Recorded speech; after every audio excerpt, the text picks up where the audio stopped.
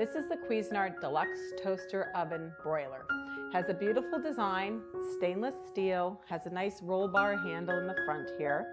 When you open it, you can see the interior is quite generous. It's 0.6 cubic feet. It can hold a 12-inch pizza, a whole roast chicken, and it can also toast 6 slices of bread. So let me show you what else comes with your oven. This is your baking pan and rack, and the rack is adjustable, so you put it this way and it's high. Put it this way, it's much lower. This is your adjustable interior rack. On the top position, it has a lock, so it doesn't come out all the way, but it can also be removed and put into multiple positions, like so. This is the way you would put it if you're going to put a whole roasted chicken in there. I'm just going to turn it back over, put it back in here, because I'm going to use it in this position later. So that's the inside of your oven. The other thing is has 9 functions, and let me show them to you. First, you can see your clock display and large display here. And just by turning this knob, it starts to step through the functions. You have toast, bagel, and the one that's blinking is the function that you're on, bake. And then also with bake, you can use the convection function. Broil, keep warm, reheat. And let me just show you, for instance, for toast, when you put it on toast, notice it starts blinking.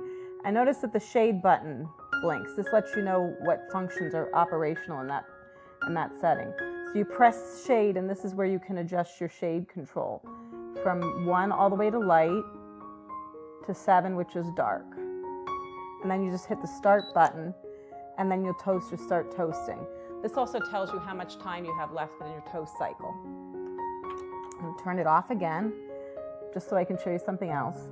For instance, here's your bagel. You're going to do the same thing, shade, set your shade on whatever you want. And then here you can also use the defrost function, and you'll see a little snowflake show up there. And that's really great, especially if you happen to freeze your bread or your bagels, you can use that. So then you have bake. It goes from 150. I'm going to press temp 150, and it goes all the way up to 450. So 150 to 450. And it goes in both directions. You'll also notice too, it has a 2-hour timer. So we could hit temperature, we set it on temperature, and then you can hit timer. And you can adjust the timer for whatever time up to 2 hours that you're gonna cook. And then you just hit start and it'll start preheating. So let me show you how to cook something in this toaster oven broiler. We're gonna use the broil function today, but what I'm gonna do is I'm gonna remove the rack because that I don't need. I'm just gonna close this a little bit. And actually what I'm gonna do is I'm gonna set it to get it started while we're gonna prepare our food. Put it on broil. And we're gonna hit start and let it get ready. You don't have to preheat in the broil feature. I'm just gonna loop that open a little bit. So what I'm gonna do now is I'm gonna get we're gonna make, this is a modified version of our kitchen sink nachos. So I just wanna show you how simple and easy this is to do. So what we're gonna do is just spread the nachos out on the bottom of the pan like so. And then we're gonna put our ingredients in. The first thing is, this is already cooked chicken. If you happen to have any leftover chicken, just shred it up by hand. And you know, this is a great thing to use leftover chicken for, or you can even make quesadillas and do them in your oven. So let's just put that around, evenly dispersed. And then what we're gonna do is we're gonna add some black olives. And like I said, you can use whatever ingredients you like for this. This just happens to be what some of the items that we had very handy. These are chilies. So we're just gonna, for a little flavor, dab those about.